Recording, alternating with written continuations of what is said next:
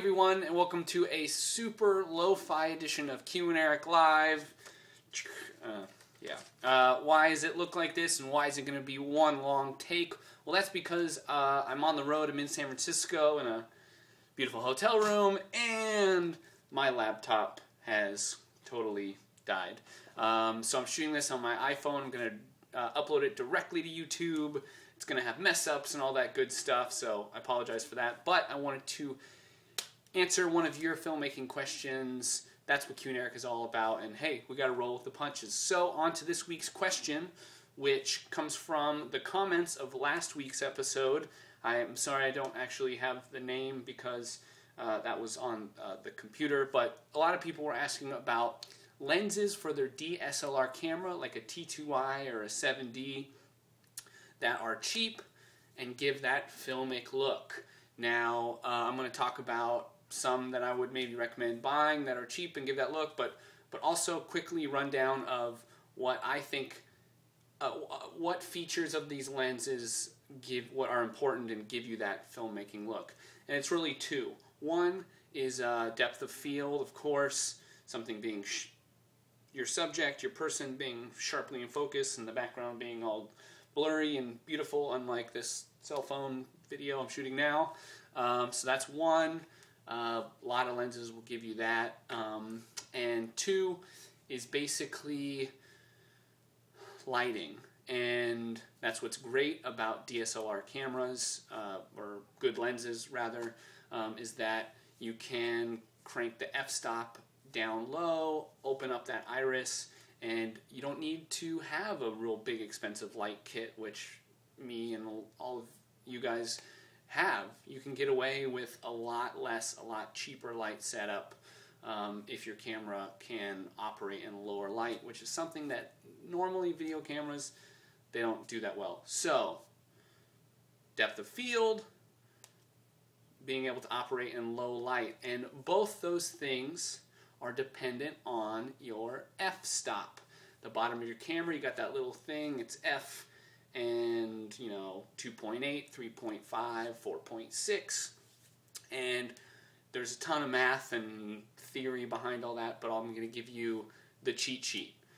And both those things that give you that filmic look, in my opinion, are dependent on, well, a lot of things, but mostly f-stop, and depending on what lens you buy is how much of a range in your f-stop you can use. So, depth of field. The lower, I'm probably saying that wrong, but the lower your f-stop, so the lower your f-stop, here we go, the lower your f-stop, the greater the depth of field. Basically, the more your background will be blurry as opposed to your subject. So, yeah, that's pretty much it. That's self-explanatory. So, if you are filming with a lens and you have your f-stop set to like 8, then a lot of your picture is going to be in focus. If you crank that down, let's say your lens can go to 1.8, a lot less of your picture is going to be in focus. And that's often what you want to get to create that filmic look. That's things that usually video cameras cannot do, is have just what you want to focus, everything else blurry. So, lenses that can stop down lower are better. So that would be my first advice. Get one of those. I'll talk about some at the end. 2 is lighting. The brighter your image can be inside the lens, the less lights you need to buy. And again, that is f-stop.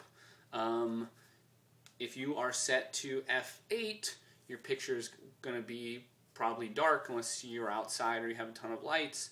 And if you have the exact same lighting setup, you open that up to 1.8 again, it's going to be way brighter. So again, big advantage for budget filmmakers. So how do you get, what cheap lenses give you those options?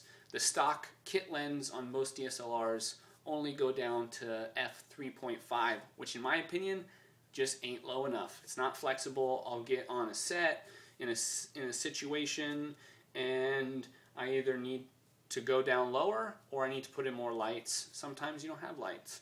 So if you can afford one, we use a zoom, I think it's like $1,000, so it's pretty expensive, but it's pretty versatile. It's like a 17mm to 55, I believe, and it goes down to 2.8, which is great. To me, f2.8, you got to get to at least, a lens has got to at least get down that low to be really functional as a good filmmaking lens.